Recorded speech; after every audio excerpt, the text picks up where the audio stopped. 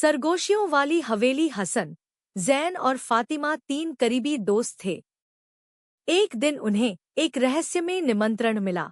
अगर तुम में हिम्मत है तो आधी रात को पुरानी हवेली में आओ। सच्चाई तुम्हारा इंतजार कर रही है। वे हवेली के बारे में पहले ही सुन चुके थे। एक सुनसान, वीरान जगह जहां लोग जाते तो थे मगर वापस नहीं आते। जैन ने हंसते हुए कहा, ये सब बस कहानियां हैं। चलो अंदर देखते हैं। फातिमा ने डरते हुए कहा, अगर ये सच हुआ तो?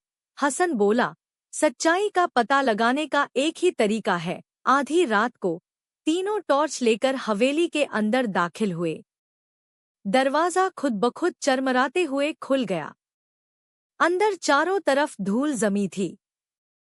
दीवारों पर पुरानी तस्वीरें टंगी थीं, जिनके चेहरे धुंधले थे। अचानक उन्हें सरगोशियां सुनाई देने लगी, चले जाओ, चले जाओ, तुम्हें यहाँ नहीं आना चाहिए था।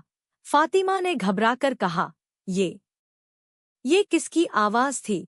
हसन ने दीवार पर हाथ फेरा तो एक पुराना दरवाजा खुल गया। अंदर घना अंधेरा था। कमरे के अंदर एक पुरानी मेज पर एक डायरी रखी थी। जैन ने उसे खोला तो पहले ही पन्ने पर लिखा था, मैं आखिरी इंसान हूँ जो इस हवेली में जिंदा बचा। लेकिन ज्यादा देर नहीं, जैसे ही उन्होंने पन्ना पलटा, एक तेज चीख गूंज उठी और दरवाजा जोर से बंद हो गया। दीवार पर टंगी एक पुरानी तस्वीर में एक नौजवान खड़ा था। लेकिन जैसे ही हसन ने गौर किया, तस्वीर की आंखें धीरे धीरे हिलने लगी। अचानक कमरे के कोने से एक साया फुसफुसाया, अब तुम भी यही रहोगे। फातिमा चीख पड़ी। जैन ने दरवाजा खोलने की कोशिश की, लेकिन वह लॉक हो चुका था। हसन ने डायरी का आखिरी पन्ना पढ़ा, बचने का सिर्फ एक ही तरीका है, रोशनी।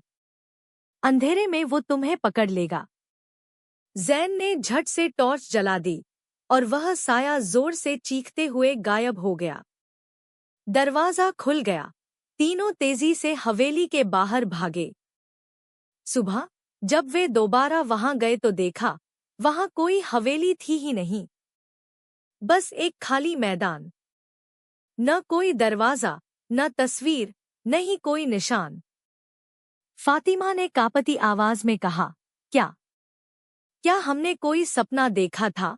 जैन ने अपने हाथ में दबी डायरी को देखा और धीरे से बोला, अगर ये सपना था तो ये डायरी कहाँ से आई? समाप्त।